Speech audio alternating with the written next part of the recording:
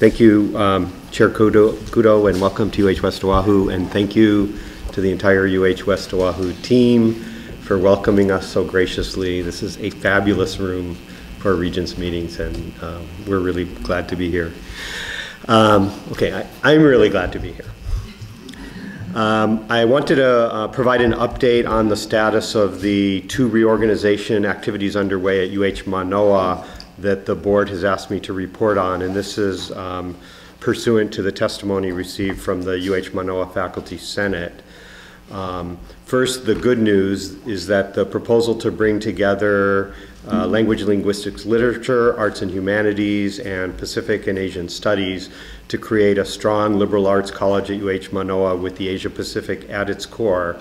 That project is on schedule for formal consultation this spring, and barring any surprises, we'll move ahead without further delay.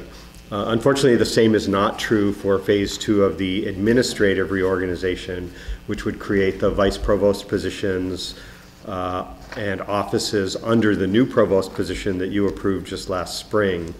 As noted in their testimony, the Mānoa Faculty Senate has informed us that they need a full 60 days to formally review and comment on a full and final formal proposal.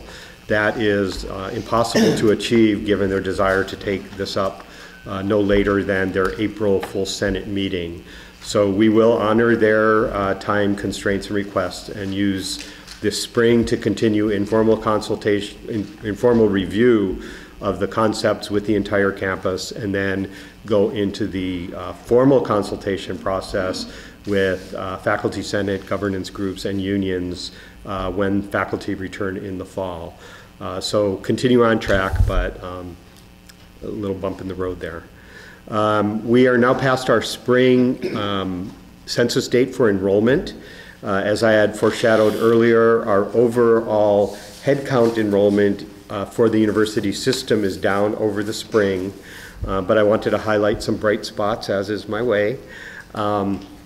We've actually gained ground from the losses last fall. So the loss from spring to spring is smaller than the loss from fall to fall, meaning we kept more students and or got more new students this spring than we did in the previous year.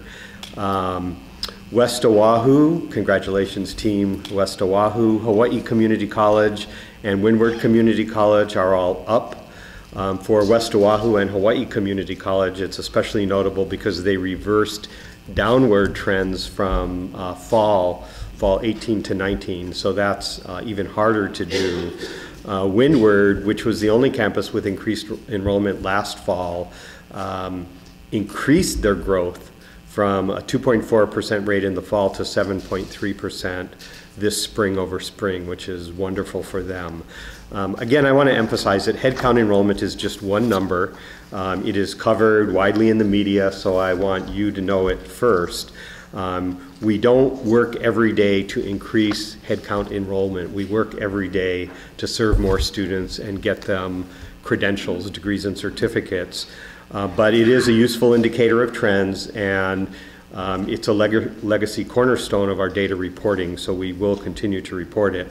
More importantly, what we do now is we shred and analyze these results to really understand in detail how we're doing with new students, transfer students, students at different levels and by program, to give us insights on which segments are growing and which are not, so we can continue to improve as we go along. I want to shift a little bit to the research front. When I first became even interim president, one of the biggest challenges we faced within UH Mānoa, and it became a big enough challenge that it was a challenge for the regents and the community and the university as well, was around the UH Cancer Center. I've been reporting to you on good news of the turnaround, the renewal of our NCI designation, the matching funds we received from both the state and federal government to develop an early phase clinical trial program in the Cancer Center Annex. Last month we were visited by our external advisory board. So this is a group of Cancer Center directors and associate directors from around the country. And they come once a year and spend a full day meeting our researchers and our administrative team and then debriefing. Provost Bruno and I had a private outbriefing with them after their review, and then we were joined by what is a successfully growing Cancer Center Consortium. CASEL and HMSA have joined us on the cancer as members of the Cancer Consortium, as well as JABSOM as a member. They could not have been more positive. They looked at amazing progress in the climate and esprit de corps within the Cancer Center, the quality of the research program, the importance of the early phase clinical trial program that we're launching, and institutional support for the center. So I want to thank you all. I know it was a pretty rocky road at that stage for many of you who are on the board. Chair Kudo in particular dug in pretty hard, and I think it's one of our success stories in turning this program around. Besides that $6.5 million in federal grant for from NIH for the early phase clinical trials program, this is the time of the year when we both look back at last year's federal appropriations in the budget, as well as begin looking for what we can move forward.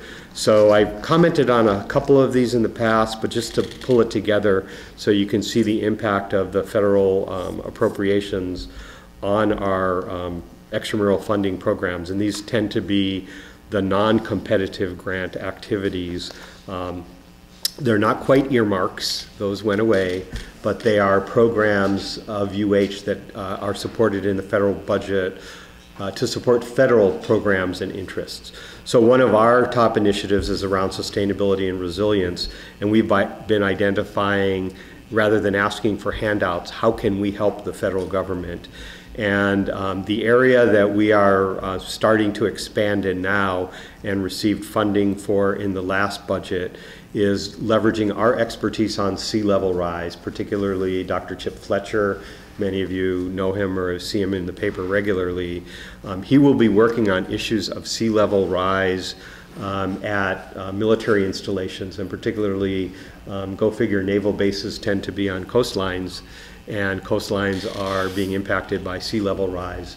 So we will be launching a program with DoD here and beyond, looking at issues like beach erosion, groundwater inundation, drainage failure, high wave overwatch, and flood-related impacts.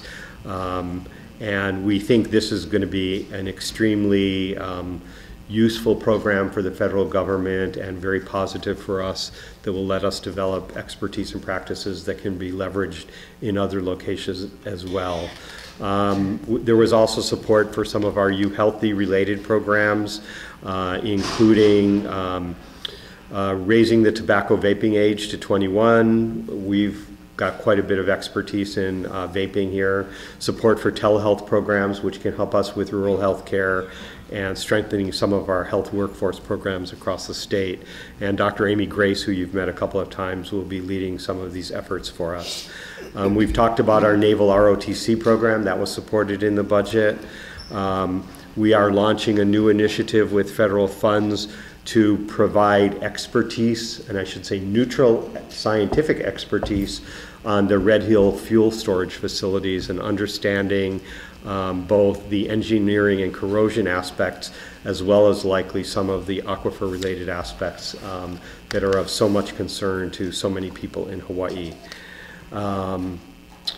We will be continuing to look ahead in areas like data security, data science, cybersecurity. This campus has an amazing program.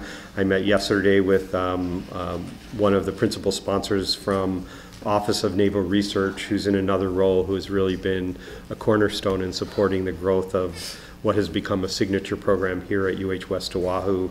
Our Pacific Disaster Center Global program keeps getting plussed up because of the great work that they're doing as well. And we're continuing to develop some of our sustainability work through the National Estuarine Research Reserve program, the NEAR at He'eia, the Pacific Island Ocean Observing System, PAC-IUS, that we lead as well. And of course, we continue to work hard to ensure that the federal government at least maintains current levels of support for our Title III programs that serve all of our UH campuses across the state, with a focus on Native Hawaiian and Pacific Island students. Let me stop there on that and just mention one more initiative out of Vice President Sirmos, who leads these efforts for us out of his office. And he has established a new Office of Indigenous Innovation. And this is a trend we're seeing in Hawaii and in other locations where it has become clear that indigenous populations had some pretty deep understanding, particularly of the environment and sustainable living in environments that has been lost over many years of environmental impact and changes in lifestyle.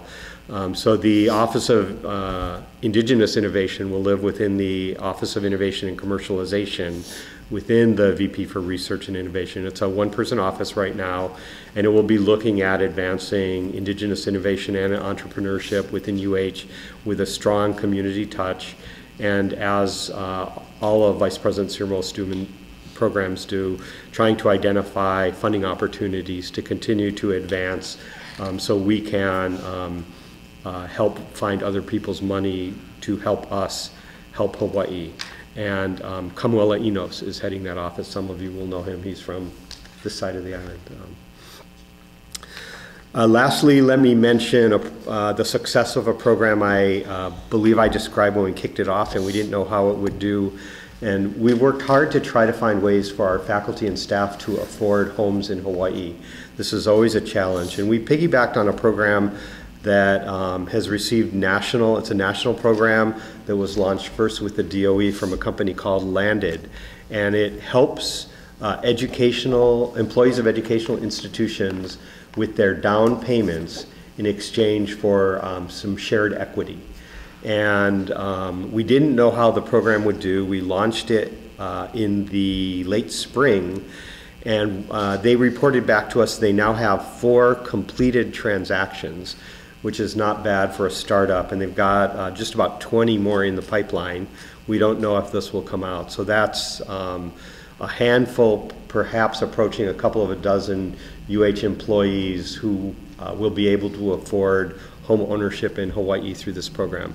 There's no UH investment. It is privately funded by primarily philanthropists who are concerned about the cost of housing for educators in high-cost areas like the Bay Area where this started, and they expanded out to Hawaii. So we're pretty excited about that, and we'll be launching another round of communication with our both faculty and staff on all islands are eligible for this program.